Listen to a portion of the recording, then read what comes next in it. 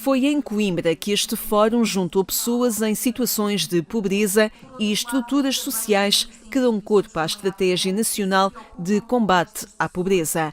Uma estratégia que tem de ir além das intenções e mudar a vida concreta das pessoas mais vulneráveis.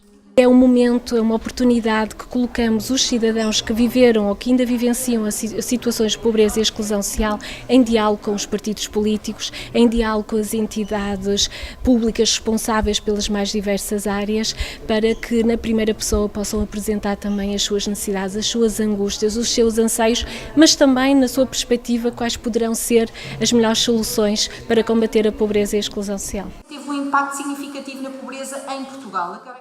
A Rede Europeia Antipobreza identifica 20% da população portuguesa em risco. São 2 milhões de portugueses em situação de fragilidade social.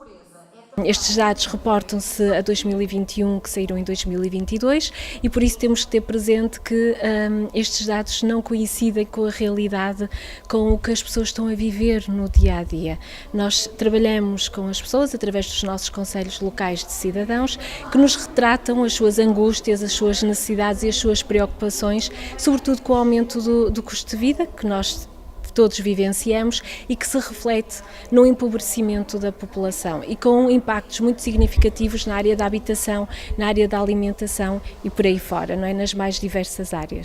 Implementada em 18 distritos de Portugal continental e na região autónoma da Madeira, a Rede Europeia Antipobreza, através dos conselhos locais de cidadãos, tem conhecimento do que se passa nos territórios e conhece também as dificuldades que as pessoas enfrentam.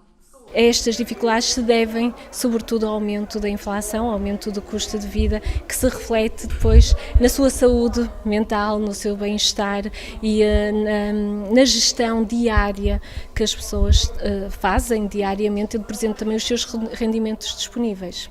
Uma situação que se agrava com a conjuntura internacional, mas que, segundo esta rede, depende essencialmente de causas estruturais que geram a pobreza no nosso país. O Congresso coincidiu com a apresentação do Plano de Ação da Estratégia Nacional de Combate à Pobreza em vigor até 2025.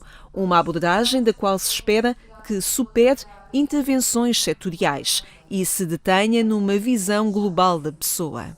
Nós consideramos que tem que haver aqui um reforço, uma distribuição mais justa, não é? Ao nível dos rendimentos, com o aumento do salário mínimo nacional, que acompanhe também o aumento do salário médio, também um reforço do sistema de proteção social, nomeadamente ao nível do rendimento social de inserção, do complemento solidário para idosos, do abono de família, mas esta questão não é suficiente, não é? É necessário também mudar a forma como estamos a trabalhar e ter presente mais uma vez esta visão holística, esta visão abrangente e colocar, e esperamos com o plano de ação, colocar todos os ministérios, não é, em articulação e que assumam todos, não só os partidos políticos, mas todos os cidadãos, o combate à pobreza como um desígnio nacional.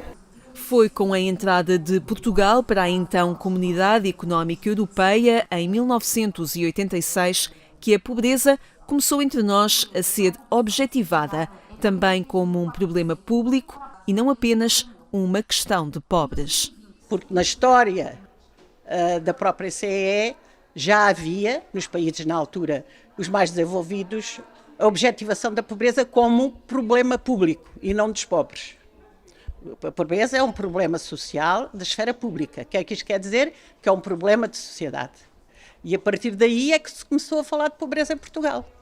Porque até essa altura, Portugal era pobre. Agora somos um país mais desenvolvido com pessoas em situação de pobreza. Há uma distinção, não é?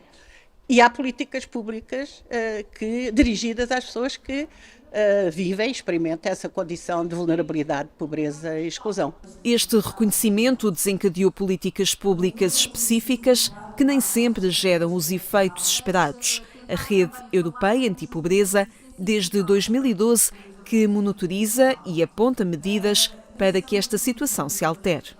Porque entendemos que não se combate a pobreza com medidas avulsas, pontuais, esporádicas, que só perpetuam a pobreza e não a resolvem.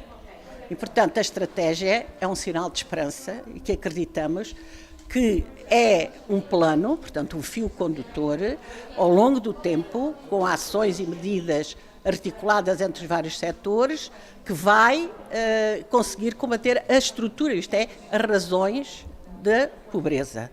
Portanto, os fatores que criam a pobreza, porque senão estamos sempre a combater os sintomas e não vamos às causas do problema. Portanto, para nós, a erradicação da pobreza exige políticas que sejam estruturais e que tenham em conta a multifacetadas dimensões da pobreza. Olha, o Papa Francisco tem uma expressão muito interessante e bonita, que é: a pobreza é como um poliedro. Isto é, não há só uma face, são várias faces.